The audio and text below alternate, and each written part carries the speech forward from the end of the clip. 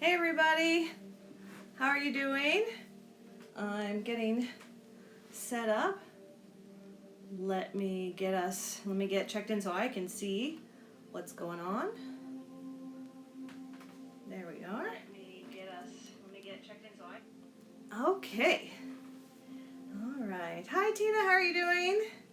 Good to see you. I got a little dressed up today for you guys. Hey Mons, how are you? I'm just trying to get situated here.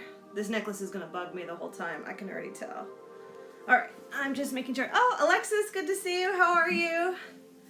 Making sure I'm getting in frame. I'm not too far out. There we go. Hey, Sham, how are you? Tandy, good to see you guys. How's everybody? So I went a little bit more Indian today. This is one of many outfits that my boyfriend's mom had given to me. And so I thought, why not? I want to be festive. Yeah, I am. I'm doing good. It was a good weekend. It really was. And I made a few changes. I also wanted to give a shout out to Sonia. Her mom got this for me from Mexico. And I've been doing a lot of cleaning and organizing this weekend. And so I found it and I thought I have to put her up on my... I feel like I'm going to end up with like a Frida wall over here. Thank you. I appreciate it. So I'm cheating a little bit. It's a shalwar kameez, but the pants are a little too thin for this cold weather, so I have yoga pants on. But I've been wearing a lot of yoga pants at home. So also, it's Crazy Sock Day online for Office of Student Life. So I don't know if you can see, these are my crazy socks. They're actually called Sherpa socks, and they have doxies on them. I got them for Christmas. They were a great Christmas gift. And they're keeping me super warm because I am not a fan of 40-degree weather. So, Sonia, hey. Sonia, do you see anything familiar behind me?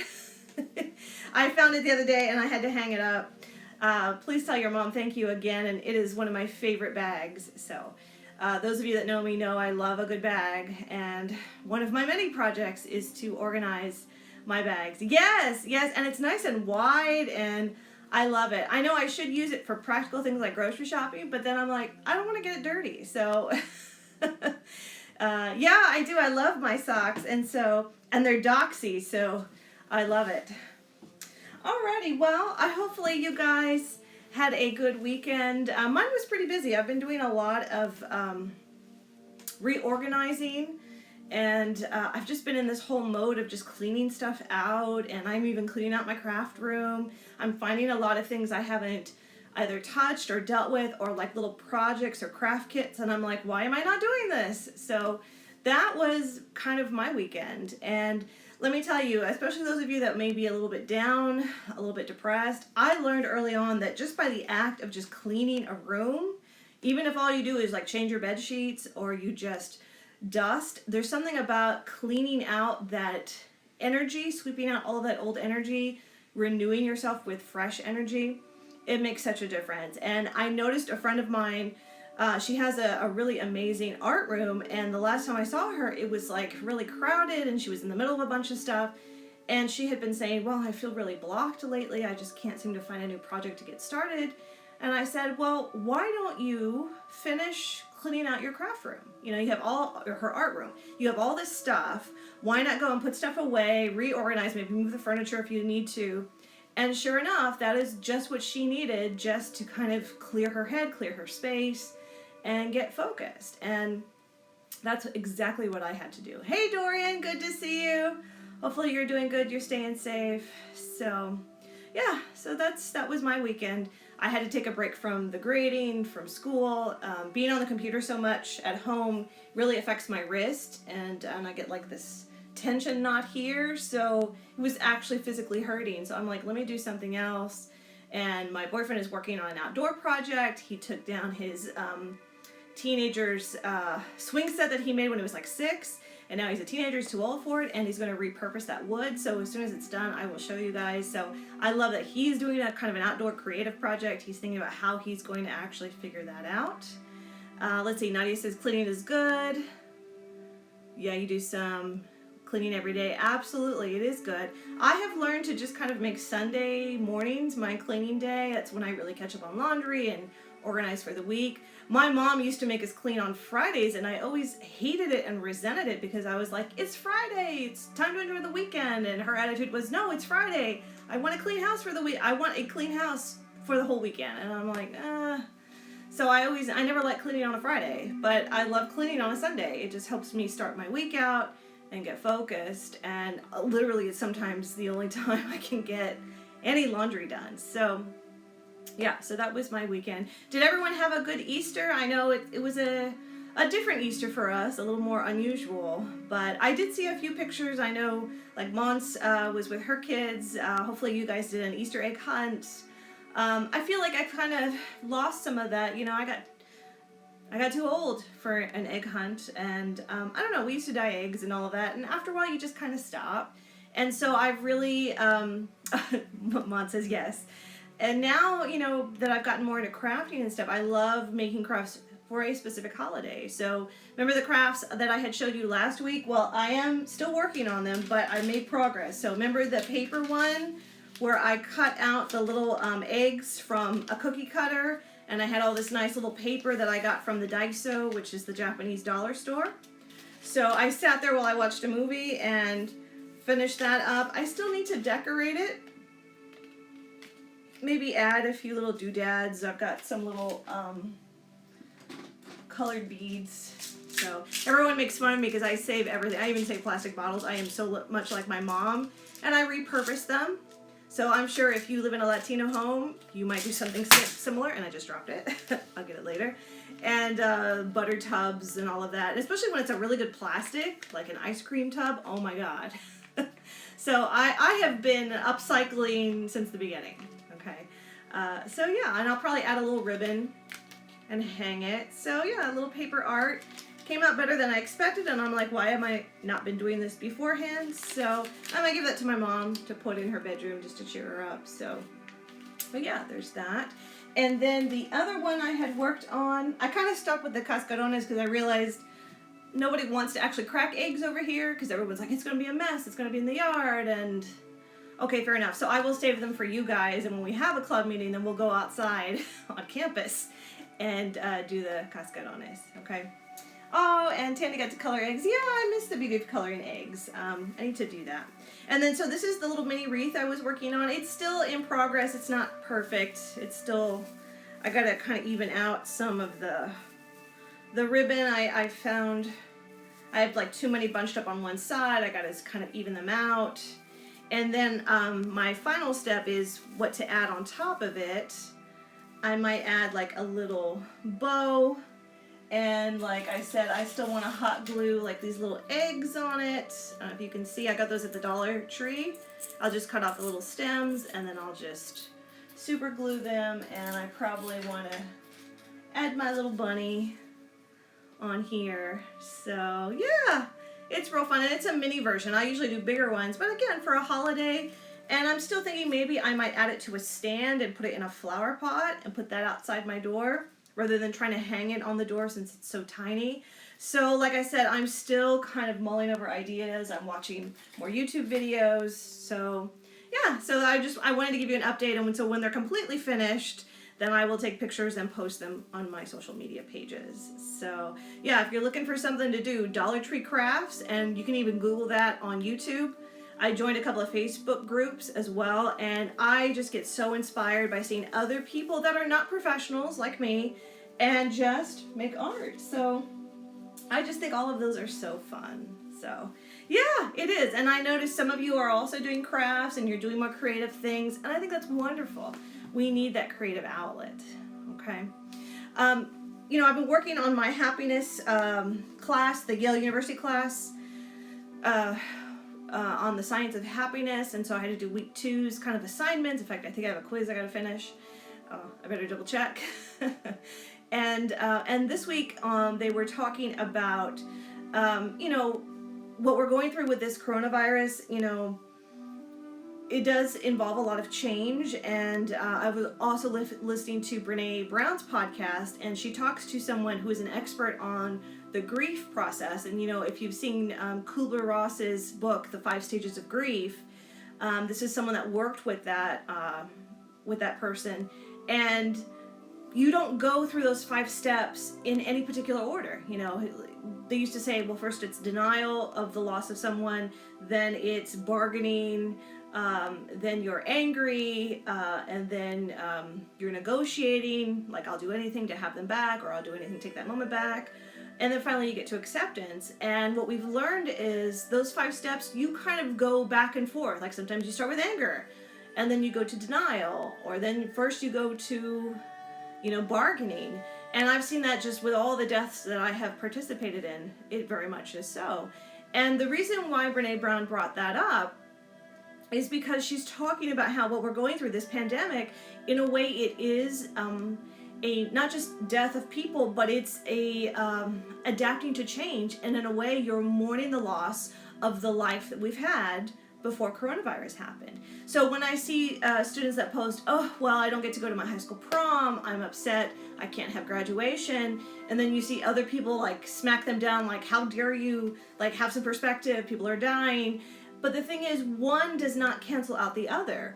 That teenager is mourning the loss of a world they were expecting this event to happen, right? Just like for so many of us, we did have a high school graduation. And I love that people are posting their former graduation photos. I have to find mine. I have no idea where mine are. And the act of doing those things, that it is a mourning process of accepting, okay, I had expected in May to be able to walk across the stage and get my degree. That is going to look different. And think about our world is shifting, and when we go back, it's going to be different as well. They're allowing, hold on 1 second. Hey Google, lower volume. Sometimes it gets too loud. In Wuhan, China, they're starting to allow residents out again, but again, it's a very different format of you have to wear a mask in public. You still have to socially distance. You have officers now that have these devices that are scanning body temperatures to make sure you don't have a fever. And, our universities, I can promise you right now, they are sitting behind the scenes trying to figure out how are we going to go back to school in the fall, and what is that new normal going to be like. And so, for me, I teach classes of 80 or larger or 50 or larger. They may have to cut class sizes and make students sit a desk away from each other. Who knows? I mean, I was just thinking through, how do you as administrator create new policies? And that's what they're going to have to figure out. So it's a lot of change. And let's face it, so many people do not adapt to change well. And I see it with my faculty all the time. Whenever there's a new change, oh my God, the first thing they do is bitch about it, complain about it. Oh, we didn't do this back in the day, or it was never like this beforehand. And so part of that process of transition from this into this pandemic is mourning the loss of the life we had before is never going to be the same. And I know, like, Tandy, for example, can relate. We've talked about this in class. After 9/11 happened, how we go to the airport now is totally different. Tandy and I remember a time when you could actually escort a loved one all the way to the gate. You got to go through, you got to help them, see them get actually on the plane, see the plane take off, away from the window. And I have such wonderful childhood memories of my dad taking me to DFW because he would go and see a client, and they'd visit from Mexico, and he'd take them to the airport. And it was that kind of personal touch of engaging with someone. And then as a little kid, to see all the airplanes and go to the food court, it was an adventure. Now, after 9/11, to go to the airport, oh my God, you have to have everything out, your laptop, your phone, you got to take your shoes off. And it's a new normal that I did not count on, and certainly I get stressed out just the fact that I have to take my shoes off, put all my shit in these bins, people are behind you wanting to get ahead of you, and the person, and then the thing goes off, and you have to do this in there, and I mean, oh my God, I need a cocktail once I get through security. I'm just like, that's why I like to get there super early, just so I have time to just like calm myself back down and regroup. Before then I have to go through the process of getting on an airplane. So that's a new normal. And we haven't gone back to the old ways. So once we get through this kind of sheltering in place, it's going to be a different new normal. And we have to learn how to thrive. Yeah, shopping at the airport. Yes. Oh my God. And my dad, I loved when he went out of town because he always brought me a surprise. And the best gifts are, I still airport shop before that's why I get to the airport early. So I have time to go shop and buy all the little tchotchkes. Especially when I go to Cancun, I buy all of my Day of the Dead stuff at the airport at the last minute. So, so we have to accept that. And I'll be honest with you guys, I'm a person that has always loved change. I thrive in change. So I'm not loving what's happening. I'm certainly not happy that people are dying. But I am really kind of embracing my time at home, and I'm filling my day. And one of the things I'm really enjoying is just finishing my house projects. I moved in with my boyfriend. It's been, almost 3 years now? I still have shit in boxes. I still have clutter. I haven't even put all my books on a bookshelf yet, and I miss my books. I miss my library. So I have things to do. Yeah, and Mons too. And Mons has little kids, so you talk about, things changing. Even though kids like a routine, they're getting older, they're getting into new adventures, new topics. And I'm the same way. And so with all my crafting, I'm like, oh, what about this thing? And what about that thing? And so, I just say for those of you that are not big on change, just know that change is inevitable. It is the one thing in life I have always been able to count on. So even if you're not happy with this current situation, just hang in there. It will change again, just like Texas weather. Just wait. I'm not happy that it got down to 39 degrees this morning. Hey, Daphne, good to see you. And, I'm rolling with it. I got my Sherpa socks on. I'll be fine. In fact, I'm too warm. Now I'm sweating. And then we'll be back to sunny 70, 80 degree days, and I will be happy once again. And then it will go to 100 days and 100 degree days, and then I will be bitching about that too. So, yes. Oh, you're painting your room. Well, I'll definitely take some pictures, Mons. I want to see what your room looks like.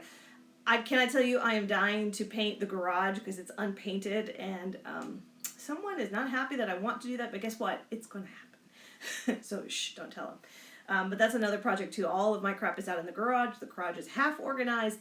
A lot of my house is just half organized. So I'm embracing that.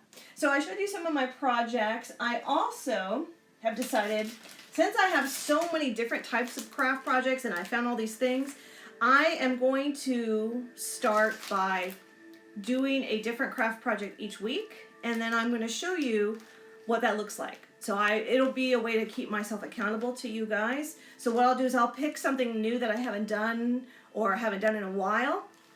I will commit to it throughout the week, and then the following week I will show you my result. Just like I did with my Easter crafts, I'll show you where I'm at. So the first one I picked are these little kits I had bought months ago of embroidery. I know some of you are doing embroidery right now. And I bought these at Joann's, and I saw that, it says a little simplicity pattern. So I like that. I love that little vintage 50s, 60s kind of girls. It's a whole thing now. They sell bags and images and paintings. And it's a little kit. And then I got this one too, because I'd never seen a dark embroidery kit. And look, it comes with the needle. It comes with all the colors and the pattern. So I got to watch some videos to figure out how to properly do embroidery, which I've already started doing. I got as far as putting the embroidery on the little loom here. So I got that far. And I did embroidery in high school a couple of times, but again, it's been so long, 20 plus years. So I'm going to give it a go. And when it's done, by this time next week, I'll show you where I'm at. So, something new, something different to try. And then next week, I will pick something else to focus on. And I made a list. I have so many different things that I can show you guys that I'm working on. Probably one each week. Oh, okay. Yes, I have a feeling I'm going to love it. I am sure I will stab myself. I always do. So I'll go from there. Well, can you believe, I think this is our 4th week that we have been doing these live check-ins. And so thank you so much for those of you that check in. Some of you check in every day. Some of you have never missed a day. Or you catch the recorded videos later on. I am just so grateful, and honestly, I even said it on the group chat today. This is what's keeping me going. This is what's keeping me focused. Usually, I'm someone that is deep in a depression when I'm home alone too much, and have not had that at all. I need change. I need goals, and you guys, And when I see your stories on social media and seeing you thriving, and like Mons, she sold out all of her Easter cookie kits. My heart is so proud, and I am just so thankful that you guys are here. So I thought now that we're into this, I'm grateful for you too, Tandy. I thought let's kind of organize, and this is actually kind of organically what's been happening. So I thought doing more of a kind of an organized theme, so that way you kind of know what to expect coming up. This is how I think we're going to start breaking down some of the live feeds. And again, this is not set in stone. We can always change this. But, I certainly don't mind doing the live check-ins, once, twice a week. And so I will definitely do the Monday check-in, see how you guys are doing, talk about the weekend, talk about any topics that are coming to mind, anything that's going on positively in the world. My good news for today is that I actually signed up to start getting the New York Times delivered at home. I used to get the paper growing up, the Dallas Morning News, and I loved it. I loved just sitting with my dad and we'd read the paper. I love the feel of actual textured paper. I got the Dallas Morning News when I lived here like 2 summers ago, and it was okay, but I was so busy, they would just pile up. But now that I'm not really going anywhere probably until September, and I love the New York Times, and I just love their format, and I thought, well, if I'm going to get the paper, I'm going to get the paper that I really actually want to read. And so it's deeply discounted right now, especially for faculty and for students. By the way, if you want to get the digital version of New York Times, you can get it free as a student. You just go to our Richland library, go to where they have the databases, type in New York Times, and it actually walks you through the little code that you need to get New York Times online for free. Okay, so if you're more of a digital reader, I would do that, but I still do love paper. So, and I'm very much that person that clips articles out. So, and again, this is a historical moment in time, and I need my paper. I still have my papers from 9/11, from Challenger disaster. I need to find everything and organize it a bit, but so that's my one good thing. So hopefully it will arrive in the next couple of days, and I'll show you what I find, okay? So that's going to be on Mondays. I'll just figure out a topic or something, and we'll just do a normal, maybe just Latinx Trivia that day, something more lighthearted, okay?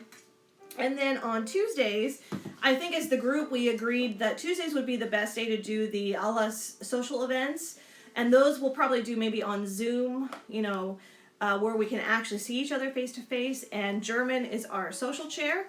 And so he is already taking the lead of coming up with topics and things.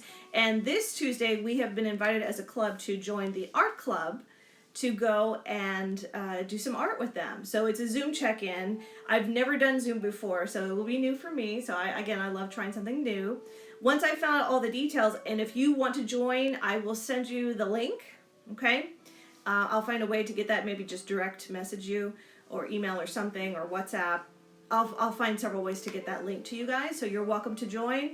And then I think next week, I think we're planning to do Lotteria on Zoom, and then, German, he has great imagination. He will come up with so many other things. So we'll just reserve Tuesdays for that day, because I'm sure you need a little break as well from school.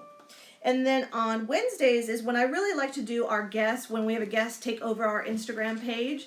And I'm really excited because this week I managed to convince one of Suraj's younger cousins. He lives in Singapore, and his name is Curran.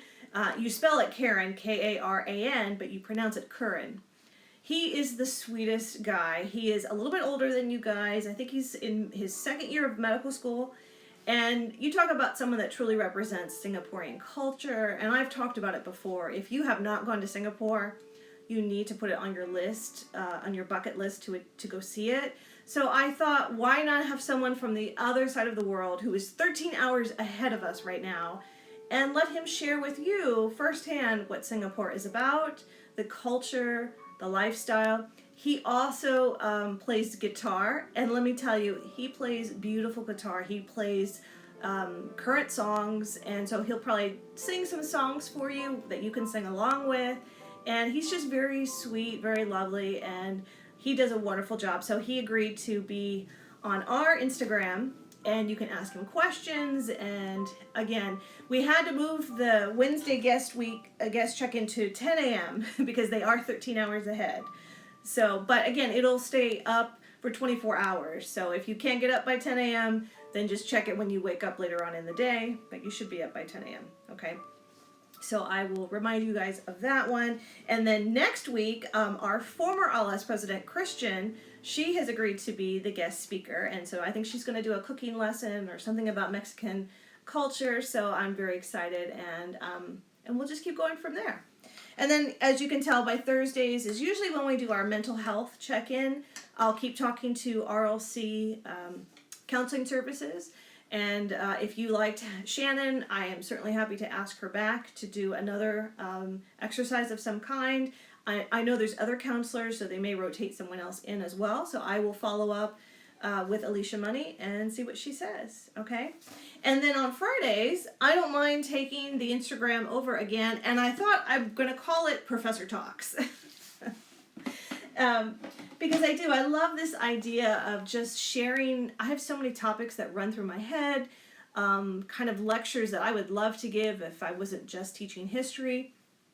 And you guys have inspired me so much that I'm giving serious consideration to possibly doing a podcast. So I've been doing just a little bit of informal research, and you can do a podcast and you can upload it on iTunes. So I'm kind of learning that process, and I thought that would be a great place to talk about, Latinx topics, some of my favorite books that I've read, like especially Latino books, some more kind of like education type of things. Maybe even tell you more about my grandfather from Los Panchos, maybe even read some sections of the novel that I wrote, because I'm still in the process of editing it. But I like the idea of maybe reading it to you guys, see what you think about it, give it some input, let me know if a chapter works or not. So many topics are just flying through my head, and I thought that would be something that I wouldn't have to be on camera for. I could do it in my own time, at my own pace, didn't have to be at a direct time, like 2 o'clock, and so that's what I'm thinking. But I think on Fridays I will kind of do more of the check-in version, and I'll pick a topic, I'll pick something, and we'll talk about it, maybe more of like the positive psychology, maybe something history related or women's issues or something. And if there's a topic you want me to talk about, send me a private message. I am happy to expand more on it. And so this Friday, I'm just going to commit to it. I am going to talk about my famous grandfather who was part of Tria Los Panchos. And I got some albums from my mom's house. My record player came in, so I want to figure out how that works. So I want to play some of the music, because I have some albums that my father borrowed, in quotes, because we don't steal, we borrow, from my grandfather's house when he visited like 30 years ago. And these are albums you cannot get in the States. So they're actual imports and they're collector's items. So I want to play you some sections. I even found an album, it's a live album from Spain, and it's actually my favorite album, where he actually sings and talks directly to the audience, and he recites some of his original poetry in the middle of the concert. So I want to play those sections for you, maybe kind of loosely translate them, and so we'll have fun on that Friday. So I thought, let's start from there, okay? So that's kind of what I'm thinking in terms of this format, and really, you guys have helped kind of bring this to life, have really kind of molded and shaped it. And again, I'll keep talking to the officers and as we figure out our direction. But let me just tell you, so many clubs are looking to us as to how to actually do their club meetings and their social events. And so I love that we are kind of leading the way, leading the charge. Okay? All right, so let's have some fun today. I did pull some trivia questions, if I can find them somewhere around here. Where did I put them? I have a habit of putting something down and then I have no idea. Okay, here it is. All right, so before we get to Latinx Trivia, let me ask you some. I actually have these, they're like icebreaker kind of questions that if we had a normal meeting, we've done this before during our meetings, and I pulled 3, and I'll talk about them, and then as I'm talking, I want to see you respond and you tell me what you think, okay? So the first question that I pulled, this is like a icebreaker question. It says, what is your favorite holiday and why? Okay, so give that a thought. Out of all the holidays that we have, which one is your favorite and why is it your favorite? Okay, so if you could start writing your response, and while you're doing that, I will share with you mine. But first I'm going to take a sip of water because I'm parched. Okay,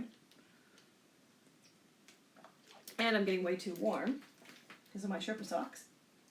So I think for me, yes, Halloween. Mon said Halloween.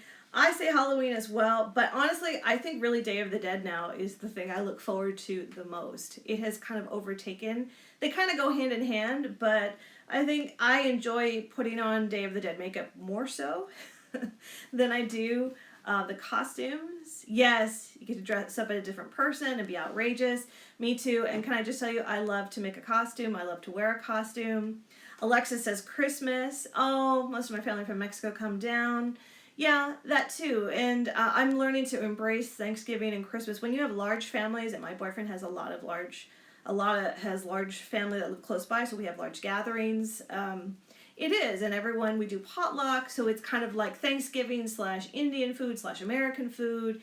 That's kind of what we did yesterday. We had a smaller gathering of some of the family members, and we had a little bit of everything, a little bit of Indian food, a little bit of chicken and ham, and it all just comforting and very nice. And I'm learning to really embrace different holidays because of the crafting that's involved.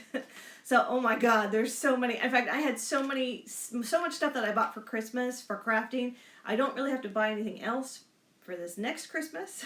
I'm just going to break it out and then start decorating. Like I wanted to make a wreath out of ornaments. Well, I got as far as buying the ornaments. I didn't get a chance to hot glue and make them because we were so focused on making stockings and everything else. So that will be the first craft that I will make when we get closer to Christmas time. So Noche Buena. Oh, okay. We didn't really get to do Noche Buena, but I'm glad that so many of you do that. And I know like in Puerto Rican culture, they go from house to house and they sing. Three Kings Day. So I love that when there's these other holidays that people really have as part of their tradition. I think that's so fun. And for us, Easter always represents either a ham or a roast. It's all food centric. And the thing about Singaporean culture, which you'll learn more about from Curran, is that they are very food oriented. And so everything is about social events around food. And that's really why my boyfriend learned to cook from his mom and his grandmother. There was always some kind of event, or even it's just during the week, just to sit and chat and eat. And I was like, this is just like my family. This is just like Latino culture. We love to sit, we love to eat and chat and gossip. And so I think that's what makes all of those holidays really fun.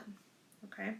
All right. So my next question is, what is the craziest dream you have ever had? Okay. And I picked this one, and it's funny, it was like the second card I picked up from the stack. And it's so kind of interesting. Do you ever have like a crazy dream or a reoccurring dream? Any of those things, if you have something you want to share. But I had a really crazy dream last night, and I have to share it with you because I'm just like, I woke up going, what the hell? Yes, I love gossip with my cousins. Me too. My aunts have the best chisme. So that's how I find about stuff. So the craziest dream I ever had. Okay, well, I think last night's was the craziest so far. It was a Mexican restaurant. It was like a Mexican restaurant / grocery store. Like one part was the restaurant, and then as you walk further in, there's like aisles of groceries, okay? For some reason, and I think because it was coronavirus, they had to shut down. And these like cartel guys, mafia guys, underworld kind of guys decide that they're going to take it over, and they're talking to the owner. And for some reason, I'm in there witnessing all of this. And they're going to turn it into a, backroom brothel, basically. So they're going to take like the back part where the grocery store is, the back where like the milk and the eggs and all the stuff is stored. You go through those double doors. Well, they're going to they were setting up like curtained off rooms with beds for the girls to entertain the men. And here I am, I'm walking through the grocery store part. I'm looking in the back. They already have the bar set up. They already have the beds. And I think this is reminding me of the news where they have all the hospital beds like in the convention center or on the Navy ship. It was very similar.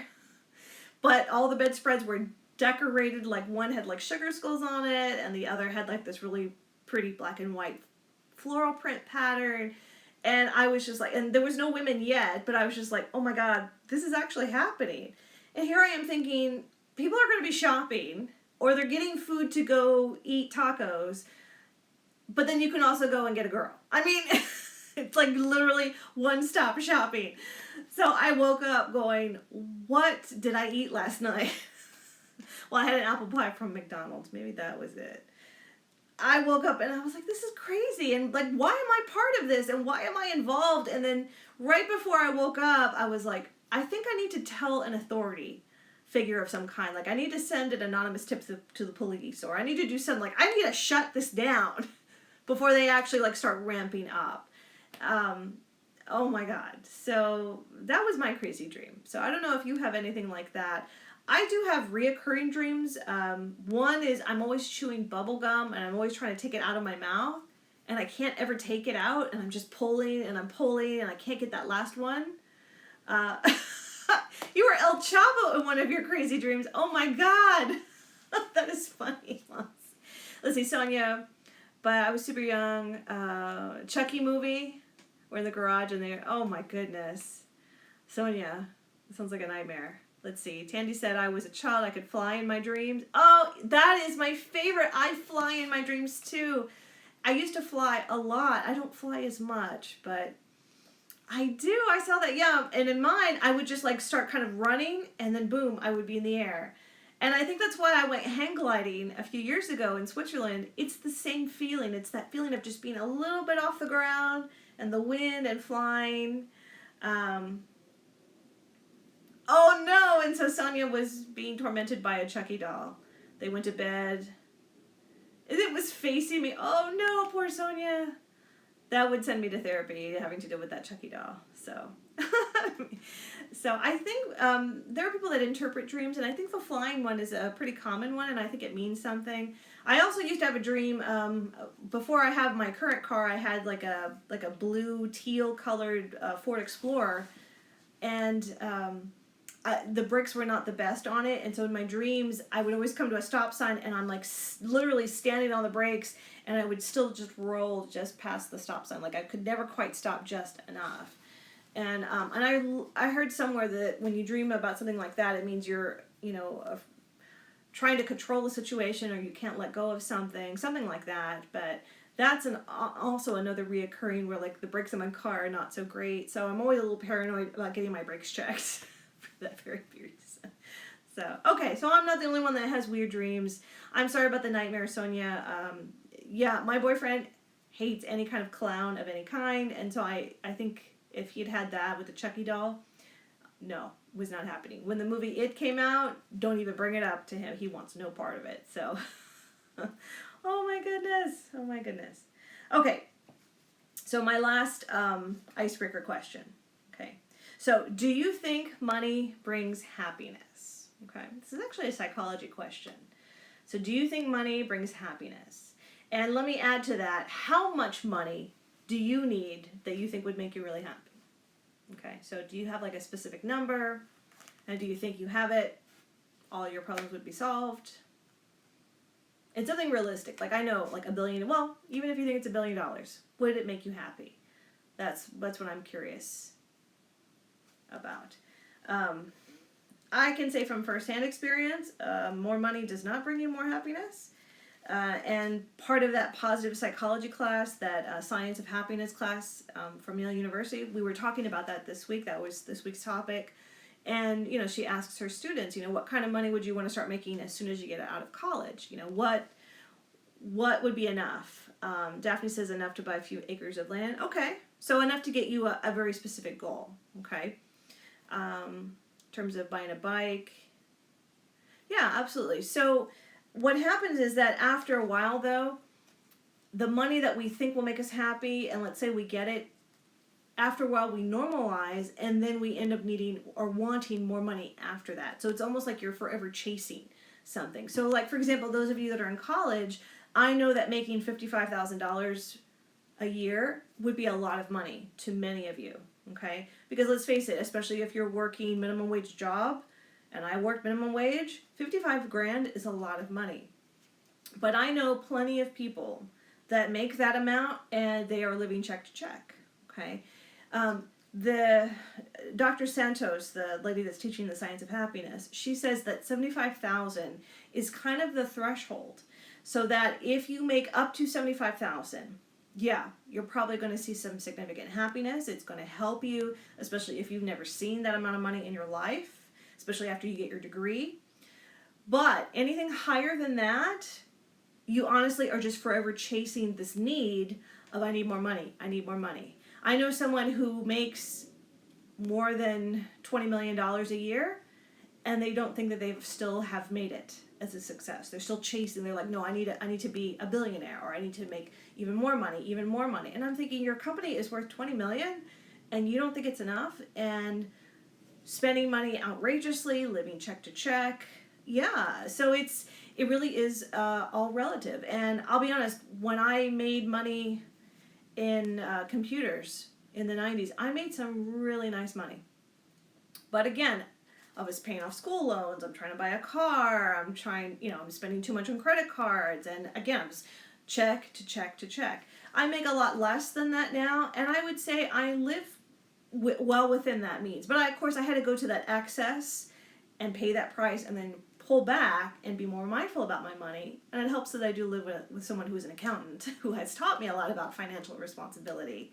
But yeah, it does. More money is a lot more stress. And so if you envy those people that live in Highland Park or people that live in Malibu off the beach, a lot of them, it's a false life. And they are behind the scenes, don't know how they're going to keep up the car payment. Especially now with this financial disaster, so many Americans live to the brink, on the edge of disaster, that this event is going to completely break them.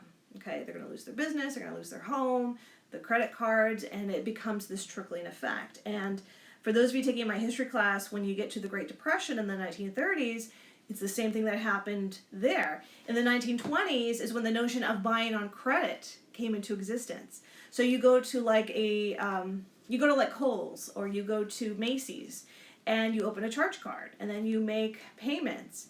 Well, people would live so far beyond that, because if you can make like a $5 payment each week, but you have $500 worth of stuff, which in 1920 is a lot, and $5 is a lot as well to make a payment, and then the Depression happens and you have no job, now you can't pay those bills, now the creditors are coming after you, and they're taking your home, they're taking everything you have. It's just this downward spiral. And that's why I think the ramifications of what's happening right now, that's where we're heading. That's what's going to happen.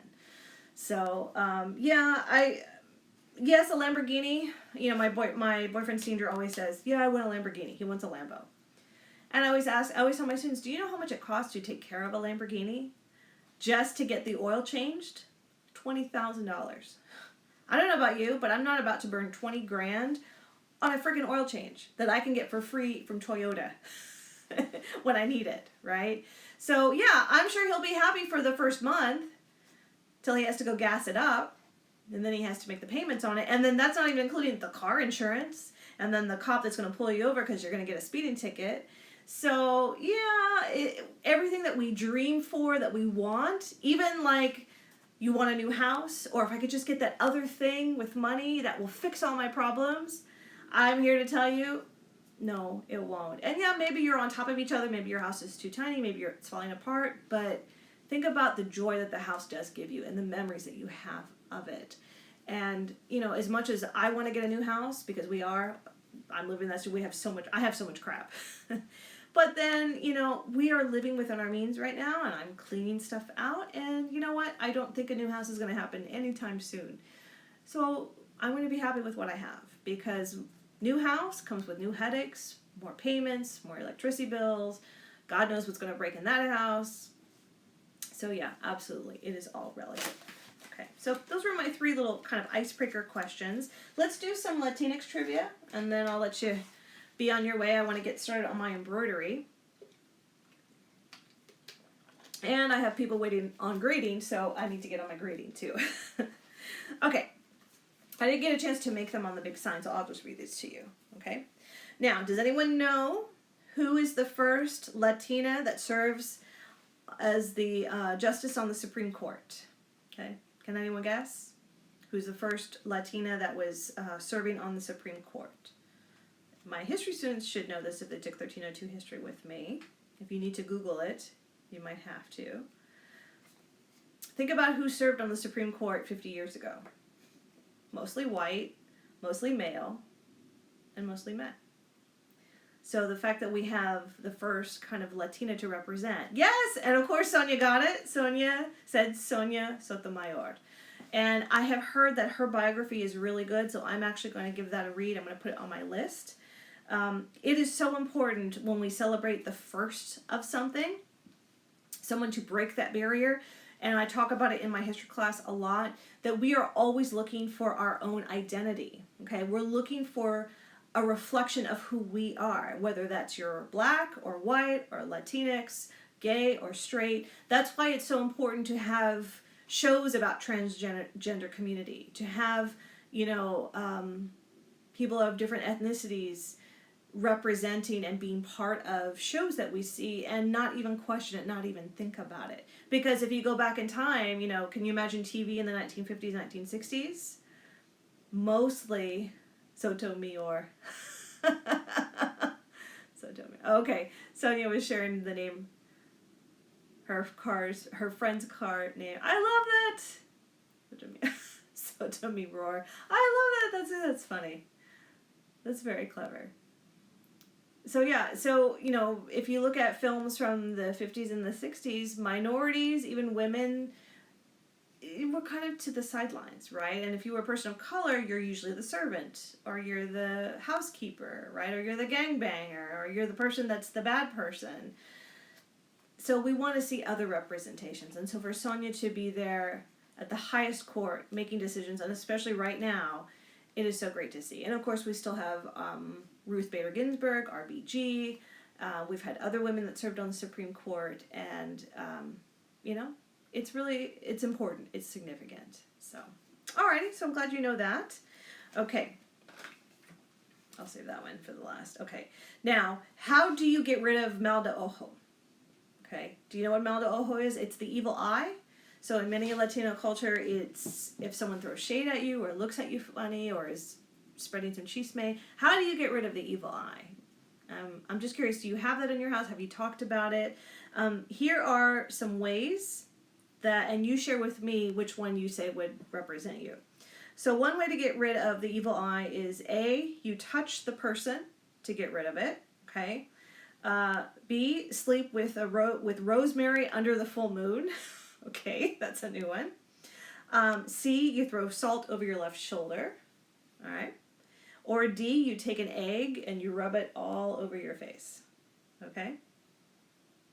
So which one do you think would be a great way to get rid of the evil eye, mal de ojo? Did anyone grow up with family or parents that dealt with the evil eye? Hi, someone just joined. Good to see you.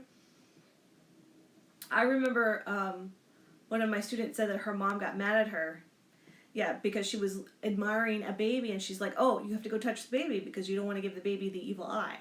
All right, so Claudia says A, to get rid of mal de ojo. But what if that person was like really horrible and bitchy? I don't think I want to go touch them. But now when I see a Latinx baby, I make the point of saying how cute they are, but also touching them on the arm so that I don't spread the mal de ojo. I know, these traditions. My mom calls them superstitions, and my grandmother believed in a lot of them, so my mom, her act of rebellion was to get rid of all of them. Okay, yes. The thing about the egg, I know helps like with fever. So my grandmother used to do that. She would take an egg, and if you had a fever, you just rub the egg all over your face, and then you crack the egg, you put it in a bowl, and you put the bowl under the bed of the person that's sick, with the thought of the evil is being pulled into the egg. Because remember, eggs are a symbol of fertility. They're a symbol of, positive religious energy and faith. And so there's something about the egg. When I was sick with the flu, believe me, I did take an egg and I did rub it over my face. I was like, I'm willing to try anything at this point to just feel better. So, yes, your mom does that too. Yeah, my mom nowadays, she's just like, just take some aspirin just sweat it out. But hey, if it worked before, I'm willing to try it again. My mother is also, it's funny, she makes fun of my grandmother, but my mother loves her holy water. So every time she goes to church, which is not that often these days, she actually watches her Catholic Mass at home. She was doing that way before everybody else is watching Mass at home. Because she doesn't like to go out when it's bad weather or it's cold or she's not feeling great. But when we do go, she takes her empty bottles that she saves, because remember, we save all our bottles, and she fills up, the big tub of holy water at the Catholic Church. She's sitting there dunking it, filling it. Some of them have a faucet. One had like this big bowl, and she's filling it. So my mother believes just spraying holy water on anything to get rid of evil eye, get rid of bad energy. Every time I travel, she sprinkles my luggage with holy water so that they will not get stolen. And let me tell you, now I'm superstitious. I'm like, where's the holy water? I need these new bags blessed. Every time I got a car, I get it blessed. The one time I refused her throwing holy water on it, within a week, my windshield cracked from a rock. And I have that mom that was just like, I told you so. So... let's see. Yeah, Sana Sana. Exactly. Used to sing a song. Yes. Everyone has that one song or something. So I find those things amusing that we all have that thing that we do.